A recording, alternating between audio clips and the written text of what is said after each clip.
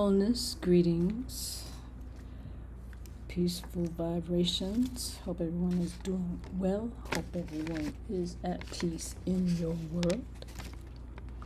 Just wanted to talk about a little something today. Lately, well, it's been on my mind for a while, but I'm just now getting around to it because it popped up from two different contact recently. This whole thing about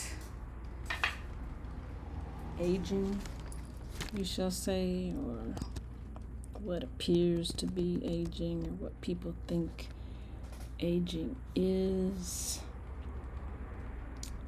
We have this, or we have allowed ourselves to be influenced by the mainstream with these constant concepts that they inflict upon us, as far as, once you hit 50, it's the what's it called, midlife crisis. Women, once they get to a certain age, you have to go through menopause, and I've had people say, well, what age are you? And I tell them, and it's like, well, how many meds do you take? I'm like, I don't take any meds. How many meds do you take? 8, 10, 12. I'm like, that's just totally insane. And this concept that once you get to a certain age, this sarcopenia kicks in, or you start losing grip strength, and you start losing flexibility based on a random number that they have forced into our minds, thinking that this is what has to be. We see people and they look good, and the comment is, if you're over 40 or 50, oh, well, you look good for your age. What does that mean? What is a 40-year-old supposed to look like? What is a 50-year-old supposed to look like? What is a 60-year-old supposed to look like? What is 70? What are they supposed to look like? Where are we getting these images from? When you look at mainstream images, they're always, well, not always, but the majority of the time, the image you see is of some 20, maybe 30-year-old, especially as it concerns to women, who is, fit and so-called, physically attractive or whatever. But, they rarely show women who are 40, 50, 60, 70, 80 years of age, 80 years around the sun, who are physically attractive. So, what is this that we're pushing? Why do we say this? Why do we believe this? And we, remember when I studied in junior high, and we talked about this thing called self-fulfilling prophecy. You keep telling yourself these things over and over and over and over again. You start to believe it.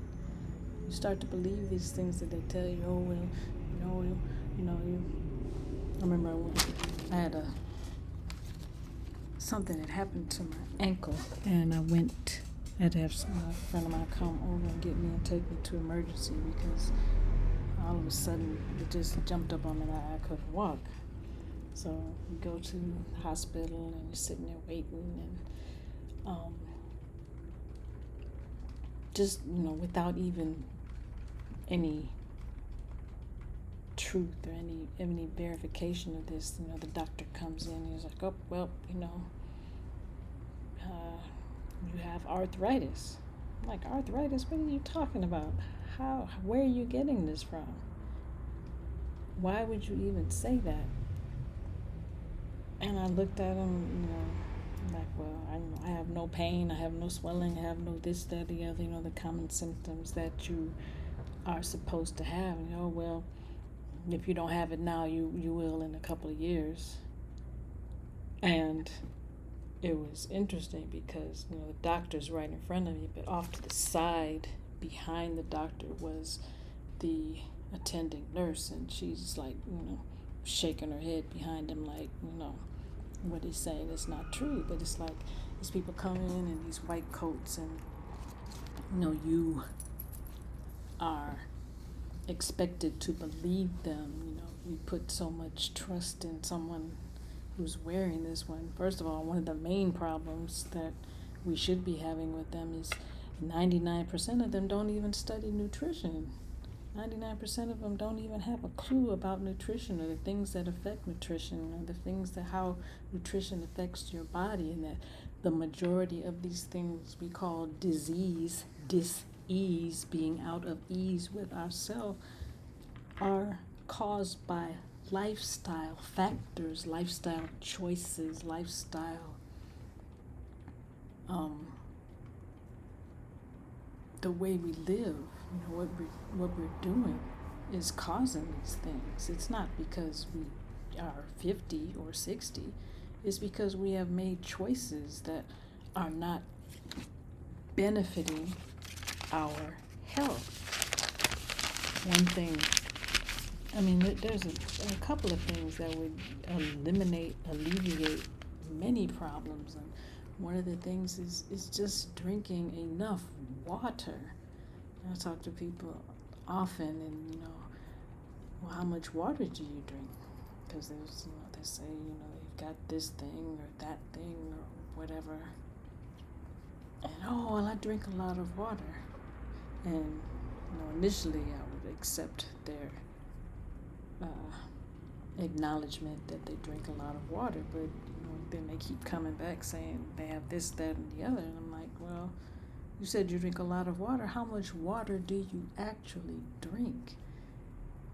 And most of the time they say 3 glasses of water. And I think I talked about this in another video we had.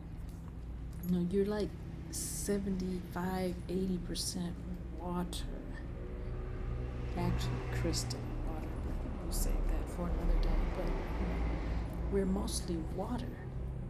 And in order to function, you have to have a certain level of water in your body just to maintain. So, and I'm going to say it again because people aren't hearing me. If you are 80% water, when you get up first thing in the morning, because you have been resting, you have been, rejuvenating, regenerating, you have been healing, repairing, some of the fluid in your body is used for that. So the first thing you should do upon rising is to drink some water to get you back up to the level that you need to maintain. What do we do first thing in the morning? I'm not saying that you shouldn't, do your other hygiene things, but are we drinking water before we go to work? Most of us, no. And I understand, I get it, because unfortunately most of us most of us work in places where, you have a very limited amount of time to relieve yourself. So, you don't want to drink water at work because you don't want to be going to the bathroom all the time. But truth be told, once you get your body used to drinking the water, used to drinking a lot of water, and I'm going to tell you in a minute how much water that is, but once you get used to that, you don't have to go as much. If you sit down and start increasing your water over the weekend when you're home, or on the days when you are off, and get your body acclimated to drinking water, the having to relieve yourself situation is alleviated. So again, back to how we normally function. So we're not drinking water before we go out to work. We're not drinking water when we get to work. So if you should have been at 80%, you're now down to 65% because you haven't put water into your body. You haven't drank any water. but you'll drink coffee. And everybody's, oh, well, I drink coffee. And I don't know. I'll say it again. Water is water. Coffee is not water, because if coffee was water, it would be called water. Tea is not water, because if it was water, it would be called water. Energy drinks, juice, whatever, while it may have water in it, some of them may have water in them, they are not water. Your body needs water to function at its optimal level. Plain, unadulterated, pure, clean water. That's what our body needs. And that, when you do that, when you have the water in there, your body is able to use that to nourish your organs, to help with the healing and regeneration, to help with the movement, ease of movement of your joints, to help prevent you from having whatever ailment, dis-ease that you may have. A lot of times headaches are caused because you haven't had enough water. Sometimes, nausea is caused because you haven't had enough water. Dehydration, especially in summer or hot, warmer climates, is because you don't have enough water in your body. When you're in these hot climates, the action of the sun is going to, cause some water to dissipate, because that's what happens when you're in these warmer climates. If you leave a glass of water out for a certain amount of time, some of it is going to evaporate, it's going to dissipate. The same thing happens in your body. You have to regularly replenish your body. And I have not done this, but it's been said that you don't need to drink water, you just need high water content fruits. For me, I haven't tried that, but it's left to be seen, but you need one or the other to make sure that you have enough water in your body. And, again, that will alleviate a lot of your dis-ease. If you maintain a routine of some type of exercise that will keep your joints in a flexible state, in a movement state, being able to provide you with strength and balance if you are doing these things, if you are regularly, at least 3 times a week, just for maintenance. If you want to increase your performance, we're talking about 4 or 5 times a week. But that will eliminate some of these issues that you may have if your back is hurting. Sometimes it's lack of water, sometimes it's not exercising enough. So if you are doing strength exercises, and you don't have to use weights, you can use your body, you can lift cans of food, you can use bottles of water, you can go get some sand or some soil and fill up some bottles and use that. You can jump rope and all kinds of things you can do. And if you don't want to go to the gym, but you have to do some type of strength training to maintain your body's ability to hold on to its strength.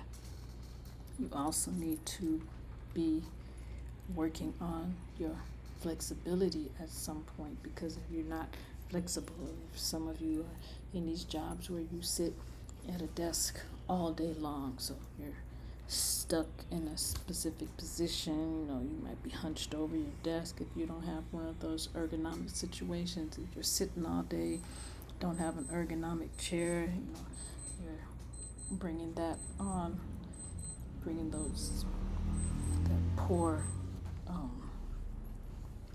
what's it called? I'm sorry. when you're not sitting up straight. Posture, oh my goodness, excuse me. If you're not holding your posture a certain kind of way, you're slouching over, you continue to slouch over.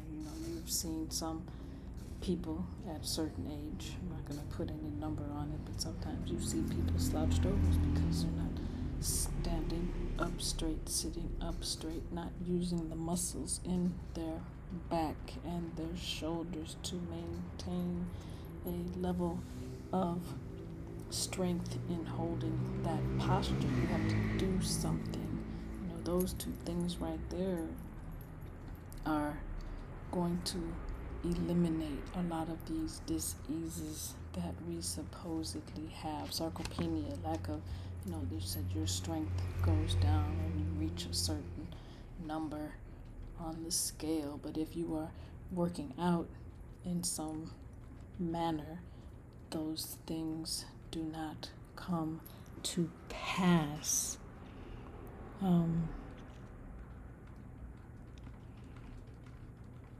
We say that,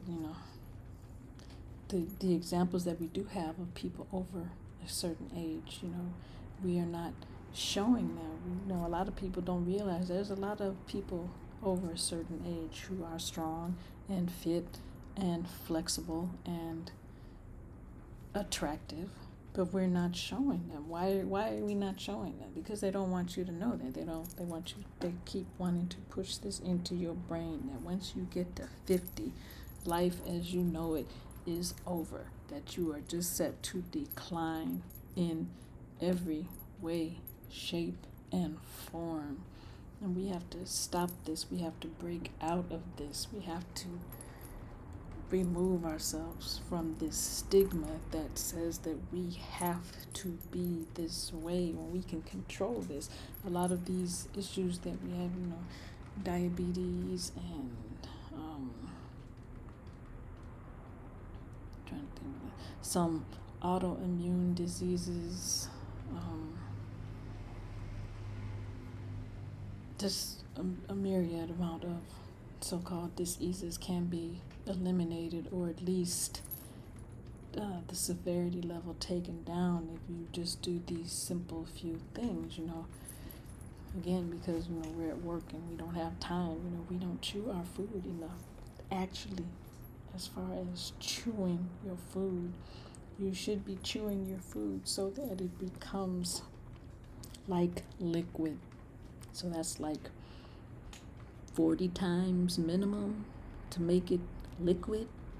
We're not chewing our food, we're gulping it down, and a lot of it comes from the fact that we're eating these overly processed cooked foods, because it's fairly soft, so you don't have to chew as much. We're chewing 3 times and swallowing. But see, then that puts extra work on your body, because if you're not chewing it until it gets into a liquid state, because it's easier to digest and send the nutrients to the different parts of your body if food is in a liquid state. If it's not in a completely liquid state, that means when it goes to get digested, it's going to get partially digested, because it's got chunks.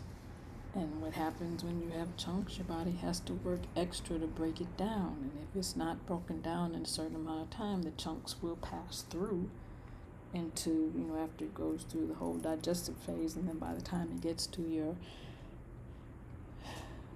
large intestine and small intestine, you still got these chunks. And what happens, because your intestines are convoluted, the pieces and chunks get stuck in the convolutions.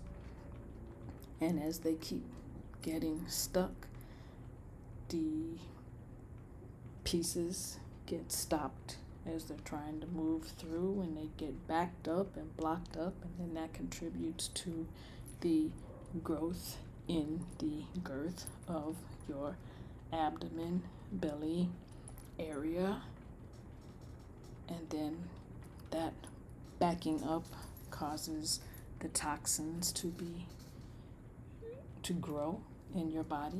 And the toxins cause you to have whatever problem, whatever area system is weakest in your body is going to be attacked first. So if you're not mindful of this, so you've got 3 simple things, and nobody says you have to be an elite athlete. No one says you has to be a master athlete, but you need to be some type of athlete, some type of functioning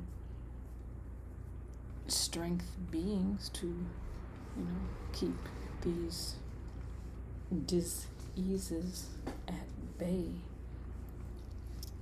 And then again, this the self-fulfilling prophecy. We have to stop buying into this. At 50, life is over and everything is going into a decline.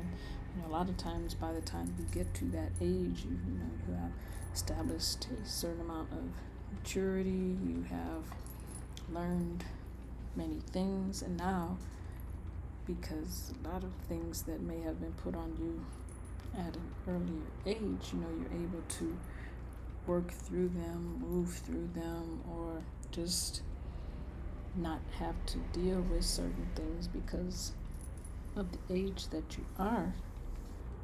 Frees up your time so that now you are able to do more strength training or brain training or whatever it is that you want to focus on. But this whole concept that everything is over at 50, you got to get out of that, got to stop falling for the okie doke. Got to take our lives back, take our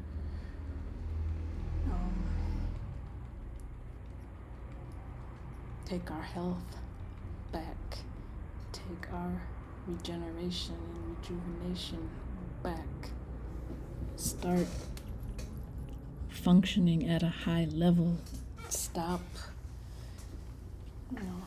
we need to start normalizing being 40, 50, 60, 70, 80 and looking good, looking vibrant, being healthy and strong and fit. All of these things, instead of somebody, oh, you look good for your age. We need to stop. We need to stop that. Just stop. It's taking us out. So, I don't know. Like I said, I've had a couple of people bring this up, and it's just bothering me that we are thinking this, feeling this, being caught up in this. So the goal now is to be fit and healthy at all ages, strong and flexible at all ages, not taking meds. We're using our food, because these processed foods and these cooked foods are causing a lot of problems in that we are not getting the nutrition that we need, because most of the times when you cook food, you're losing sometimes up to 80%, if not more, because you're cooking it, and this causes us to eat more. So if you're losing that much, so if you have a carrot, a raw carrot, and a cooked carrot, to get the same nutrition, you're going to have to eat 3 to 4 carrots, cooked carrots, to get the same nutrition as that one raw carrot. When you're eating raw foods, you have to chew them more because they are denser. They take more effort to chew them down, to break them down, to put them into that liquid state. So just eating more raw foods is going to be healthier for you, because you're going to get more nutrition. When you have more nutrition, you're going to eat less, and it's going to be easier to be digested and assimilated in your body. And right now they've got this thing where they're vilifying fruit and telling people, oh my God, you can't eat fruit because it's going to give you diabetes, and it's going to do this and it's going to do that, and it's too much sugar. And while fruit does have sugar, the sugar in fruit is fructose, which is extremely easy for the body to digest, and it's easily assimilated into the body. While it is a sugar, so to speak, in the category of sugars, it is not like the sugars you will find in white processed sugar or brown sugar, or even,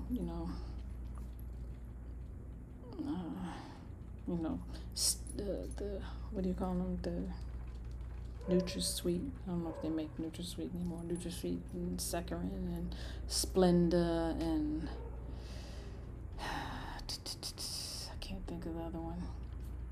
But all of these fake sugars, those are the things that are causing you problems, not fruit sugar. Fruit is not going to do the same thing to you because it's natural. It is what occurs naturally inside of the fruit. And you need fruit in your life because, one, it's easily digestible. Two, it's like pre-digested because of the enzymes inherent in the fruit, so that makes it even easier to digest. On top of that, so eating fruit is a good thing to maintain health in your body. So I didn't want to make this too long, but it was just on my mind, and it's just been a certain kind of way. So that's what we have for right now. We will be creating a rock and reset program, working on it now to get it out within the next, at least by I'm trying to get it within the next 4 weeks, if not sooner. It was supposed to be out for the new year. Apologize. Life's, and it is what it is, but we're working on it now. If anybody's interested, let me know. I will send you the information. Leave us a comment and tell us how you're doing. Tell us what you're thinking. Tell us what else you would like to see. What else you'd like to hear. And we will talk soon. Peace.